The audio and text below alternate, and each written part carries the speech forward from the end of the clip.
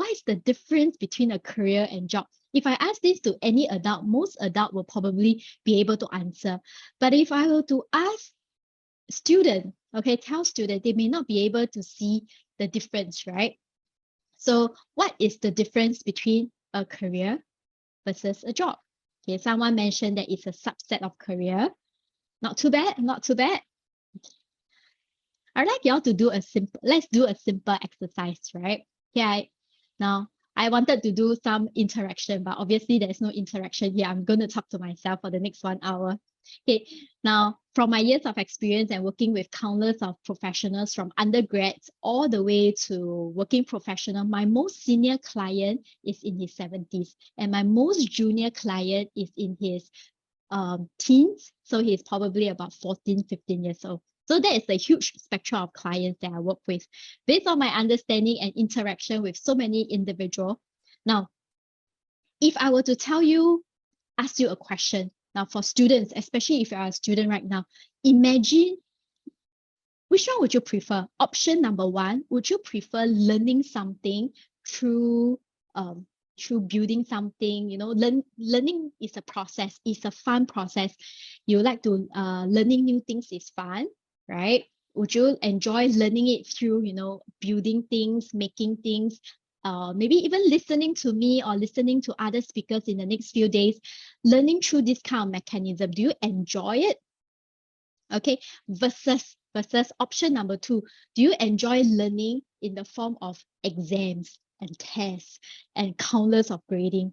We are still very much in the Asia society, aren't we? Singapore, India, wherever we are in Asia, we are still very, very grade focused. So when I talk about exams and tests, probably you'll be able to relate. All right, I'm not saying that they are exactly the same, but I want you to think about the emotion that you bring into it.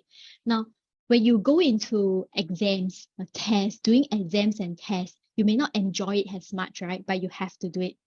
But when you talk about learning a new thing, maybe through experiment, through watching video, through experimenting, you enjoy it. The emotion is different. So the first difference that I like you to think about is the emotion that you bring into a career versus a job.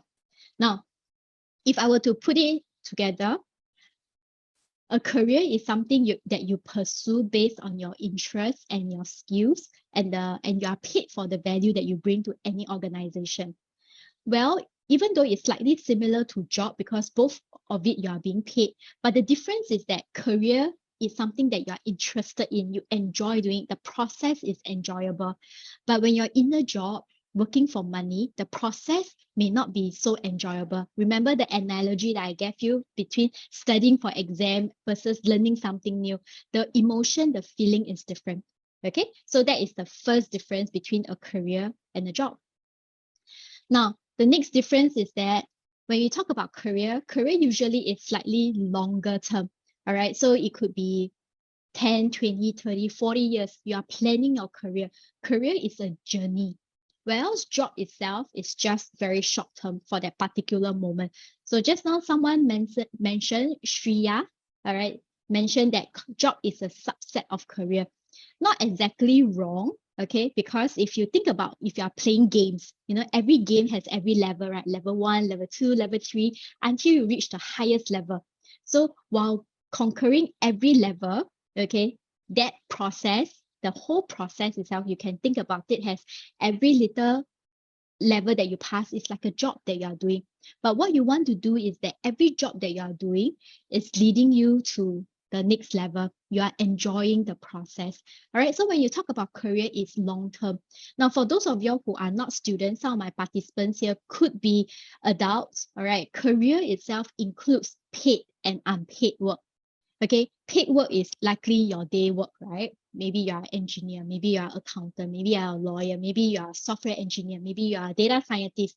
Career itself, when you talk about paid work, is your actual day work that you are being paid for. Unpaid work refers to things that you do out of interest at this point in time. It could be baking, it could be carpentry, it could be painter, it could be musician. Okay, so all this could be an interesting or voluntary, helping the needy. Okay, so when we talk about career, very broad term, it includes paid and unpaid work.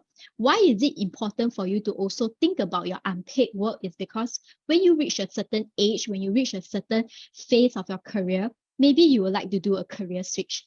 Maybe you like to do a career transition, and likely you will want to do something that you enjoy. All right. So while you are planning your career, that part of things is also part of career planning. All right. Now, one of the main difference between a career and a job is if you are building your career, you are always looking for ways to become better. How can I be better at this? How can I be more efficient? How can I do better? You are always finding ways. You are always problem solving. You are always very creative to find ways so that you can be a better professional or better worker in that particular profession. So you think about career, that is the difference between that versus a job. For a job, if you are just working for money, purely for money, you will want to avoid it as much as possible. After you are done with your work, you'll be like, okay, I'm done. I'm not going to talk about my work anymore. All right. You don't think about work because you don't enjoy your work as much. Right. So that is one key difference. Now, lastly, when you talk about career versus a job, when you talk about career, planning for your career, building your career, you generally feel more fulfilled. You generally are happier. And if you're talking about a job, because you avoid work so much, okay, you get burnt out more often and generally unhappy. Now, the reason why I'm talking about this in this perspective is I need you to identify the differences. And it's important for you to feel fulfilled. It's important for you to feel that you are contributing. All right. You're going to spend 1/3 of your life working. 1/3. Okay. So each one of us have 24 hours, right? You spend 8 hours sleeping. How much time do you spend working or studying? Okay, about 8 hours a day, or maybe even more, depending on which city you are living in. Sometimes the pressure is very high, it's very stressful. You work even longer hours. Imagine you are in a career, in a job that you don't enjoy. You really drag yourself to work. It's not going to be sustainable. All right. So when someone asks me, how can I build a sustainable career for myself? The first question you got to ask yourself is, am I enjoying the work that I'm doing? If I'm not enjoying the work that I'm doing, how can I embark on work that makes me feel more fulfilled and more meaningful? Okay. Right. So that is the first thing about what I want to mention, a career versus a job. Okay. Now, when you understand this part, you are going to understand. Then my next question is this: why career planning is important? Why did Arun and his team put up this whole thing, this 1 week of National Career Awareness Week? Why is the whole world talking about it, especially after COVID? Why? Okay, so I'm going to, I wanted to do a simple poll, but I think it still can happen. All right, so over here, there's 4 options for you. I must plan for my career so that which one will work for you? Is it number 1, so that I can be successful? Number 2, so that I can make my parents happy for some of y'all? Number 3, I can make a lot of money? Or number 4, I can help more people? Which one is it for you? Okay, there is no right, there's no wrong. I just putting this up so that you can start thinking about it. You must plan for your career because all these few points will be valid to you at one point or another in your life. Imagine right now you are having a family. Imagine you have parents to take care or you have kids to take care. You definitely want a good career because you can support your family. You can provide good living condition for your family. Right? Now, at a certain age or at a certain phase of our life, we definitely also want to give, not just receive, so that we can help more people. Now, you definitely want to be successful, all right? Otherwise, your life doesn't feel like there's a purpose to it. Now, of course, at this point in time, you definitely have to ask yourself a deeper question: is what does success means to you? Okay, does success means that I have a lot of money? That success means that I have a good team? You know, what is success to you? Okay, so all these things are deeper questions, which I probably will not have enough time to run through in depth. But the purpose of today's session is to really to spark that little thought process in you so that you can start thinking about it. Okay, now all of this, as I mentioned, is valid. But career planning is also very important because you matter and you are important. Okay, there are so many times whereby I witness my clients not happy with the work that they do. Have you heard about all these comments before? You know, when you read articles, they will be say like they will be saying that don't work so hard in your life. Okay, you need to spend more time with your family, your kids. No need to make so much money. Okay, have you heard about all these things? Because in Singapore, I hear about all these things quite often, and I even read a lot of come across articles like that. Now, I'm not saying that the article is wrong, but I would say that the article is very one-sided. Okay, at the end of the day, people regret it's not because of working hard. People regret because they have not been prioritizing. They have not been doing things for themselves also, right? So there's this thing called career wellness. Now the whole world is talking about mental wellness, overall well-being, correct? Okay, so our overall well-being is made up of 10 dimensions. So there are 10 different dimensions of wellness, and one of it is occupation wellness. Occupation wellness refers to career wellness. All right, so how much you enjoy doing your work, the value, the contribution that you give to the society matters a lot, because psychologically it will affect us as individual. Now, if you go into talking to people, networking, all right, the first few questions that people ask is, what do you do? Correct? Now, even if you are kids, all right, kids talking to each other, sometimes they will also start to ask, hey, what does your father do? What does your mother do? At the end of the day, the value that you bring to this planet Earth, right, is also the work that you do. So career planning is important because it will affect you psychologically. And with that in mind, right, you have to start planning for it. A lot of people plan for their weekend, plan for their holiday, but they never plan their career. They do not know what to look out for. So at this point in time, what are some of the things to look out for when you're planning your career? Number one, should you be in your current occupation, your current role right now? You definitely need to ask yourself is this the environment that allows me to thrive, that allows me to grow and maximize my potential? Is this the kind of environment, the nurturing environment for me? All right. You also need to ask yourself questions like, the work that you do, is it aligned with your personal interests, personal values and belief system? Those are important questions that you need to ask yourself. Okay. And of course, at the end of the day, you also need to understand, okay, what is next for you. Don't just stay in the job for 10 years without thinking what is next.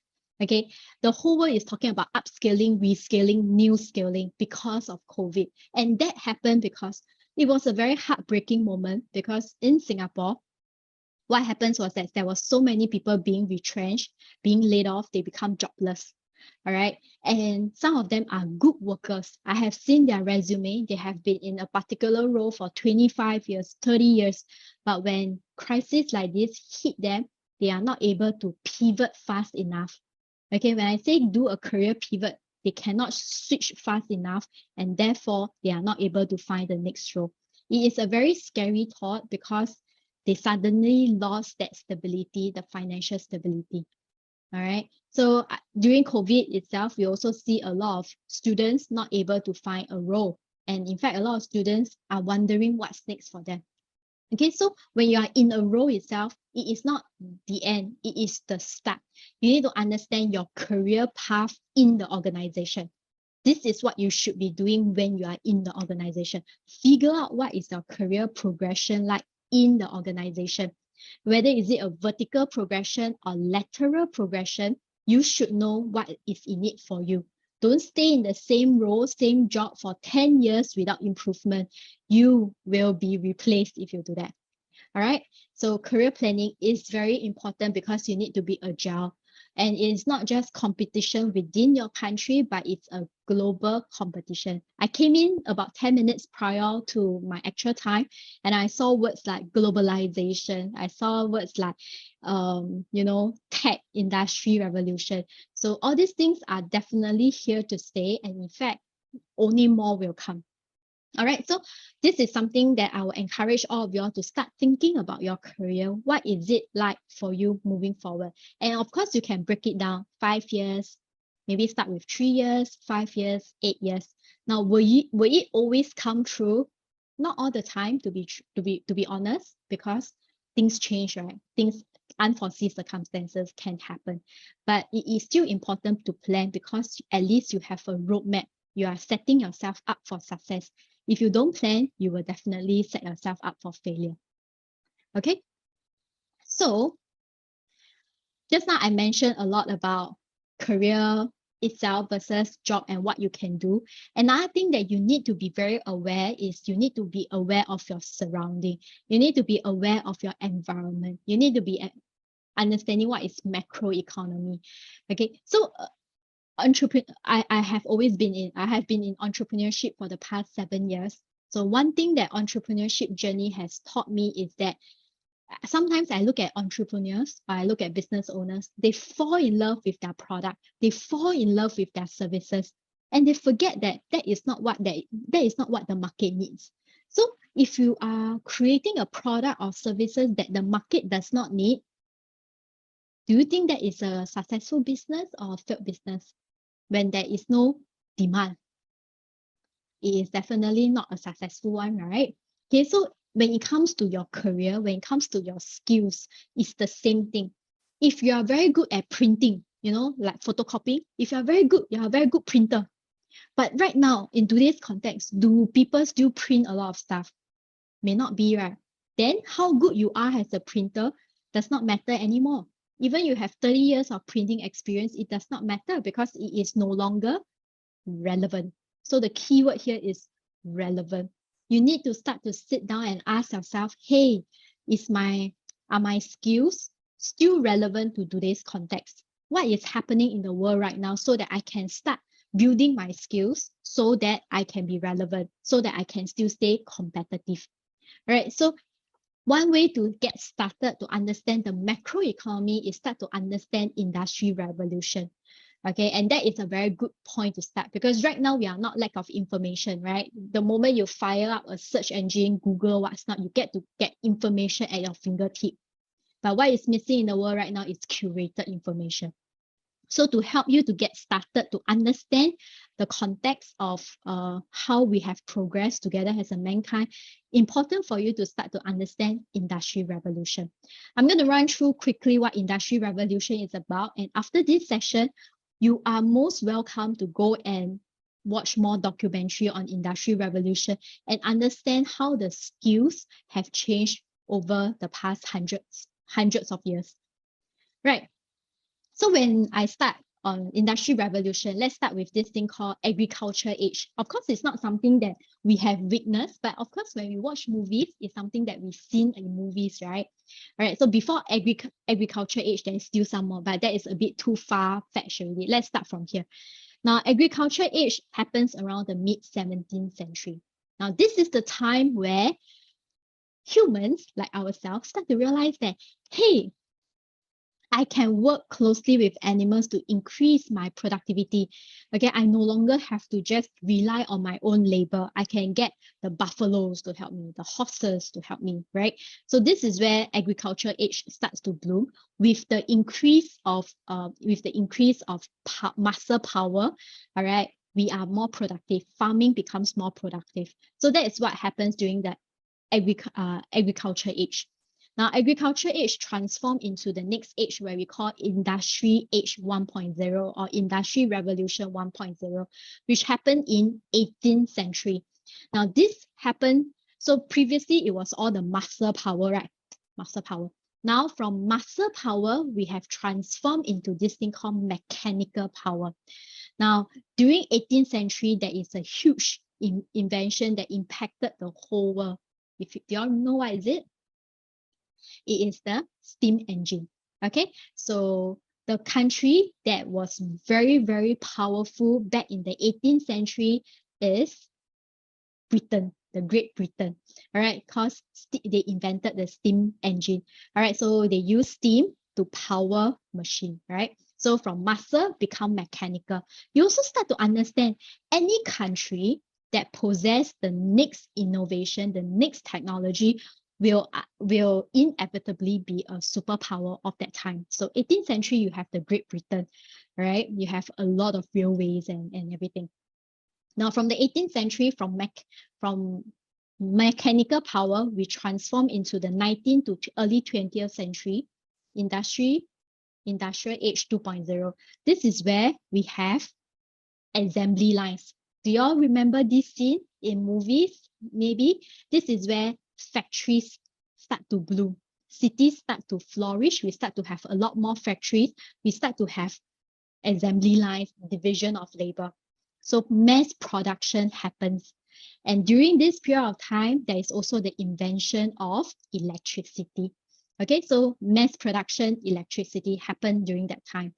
And moving forward, which is something that is closer to us, something that we can probably relate is in that Industry Revolution 3.0 is also called Information Age 3.0, which started around 1960. All right, this is the time whereby there's a lot of automation, software, system integrator. Does all this ring a bell?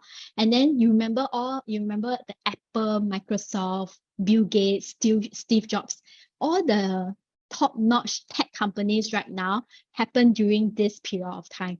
Mainframe computing, IBM, Intel, chips, sensor, all these things happen during 3.0, which is not too far from us actually, right? It's still something that we can relate. In fact, some of us probably have went through this era ourselves, from how we used to have just a 3.5A floppy disk in terms of storage. Right now, then it transformed into thumb drive, and now we have cloud, right? And from big computer and we transform into personal computer. This was the age, and it's something that is still very close to us. Now with COVID, things accelerated. Okay, whether we like it or not, we have already accelerated into Industry Revolution 4.0. Sometimes they also call it the experience age 4.0, which happened around 10 years ago. All right, it's very subtle. We couldn't feel the change. We were still thinking we were in 3.0, but we have already stepped into 4.0. Only in recent 3 to 5 years, things start to accelerate. We talk about Web 3.0. We talk about machine learning, AI. All right, we talk about data analytics, big data, data center, cloud architect, infrastructure, system infrastructure. All these big words start to come. You even have bioengineering, biosynthetic, okay, synthetic materials, new materials, smart materials. Okay, so all these words are happening right now. And recently, we also have a lot of blockchain and the metaverse, right? Okay, so why do you need to understand Industry Revolution? Because by understanding Industry Revolution, you know how the world is going. When you know how the world is going, you will figure out what are some of the key skills that you cannot not have. You definitely must have. So if someone comes to me and say that, Samantha, I don't think I need digital skills at all. I'll be fine. Do you really think so? If you are going to stay and want to survive and thrive in the society, you cannot not have digital skills. You cannot not know how to understand a little bit of analytics. You cannot not know how to read dashboards. Okay, so every single role will be disrupted, including my role. Right now I'm speaking, I will be disrupted, but to what degree will I be disrupted? So the question that you got to ask yourself is, yes, disruption is here. Let's not resist it. Okay, let's not resist it. Disruption is here. But what can you do now, okay, so that disruption is kept to the minimum?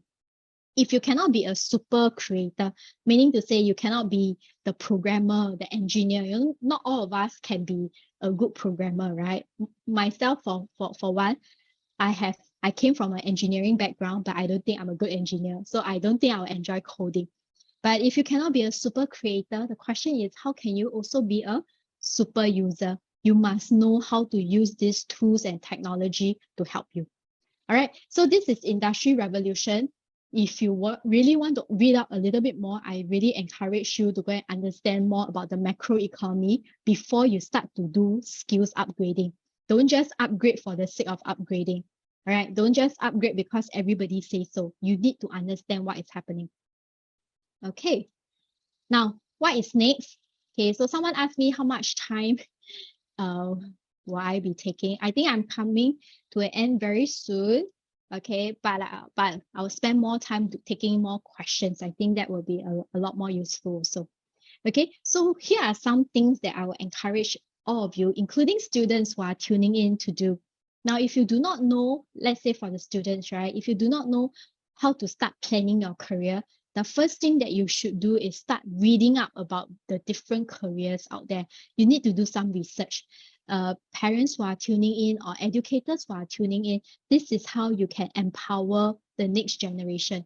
They cannot be sheltered. They need to understand what is happening out there. Besides a doctor, engineer, lawyer, accountant, and teacher, what else out there? You need to start reading, you need to start researching. This is the first thing that you can do immediately without any money, without any cost, and you should do that. Okay, read up about the different careers, all right, and the scope. What is it like on a day-to-day basis if you take up this role? Okay, go and figure it out. Go and read. The second thing that you need to do is you need to start talking to people in different occupations. After you read, it is important for you to start to engage with these people. Now, one very good example is, even events like this kind of conferences and seminars like this, it's very good for you to start talking and networking with people. Go and ask them, hey, what does a career coach do?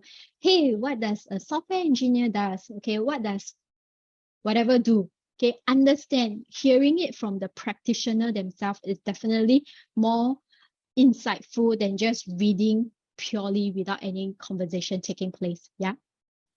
And the next thing that you should do is I need you to do some self-assessment to discover your interests, your values, your personality, and your empathy. Okay, so there are a couple of free assessment tools in the market out there on the website. Okay, I will encourage you to start doing some assessment right now. If let's say the institutions have assessment tools, this is something that students, I will encourage you to go and do. After you have done the assessment, don't just do the assessment and do nothing about it. After you have done the assessment, read the report and you need to decode the report. So take out a piece of paper from the report. Okay, take out a piece of paper and read the report. Okay, the report says that my interest could be this. So write down.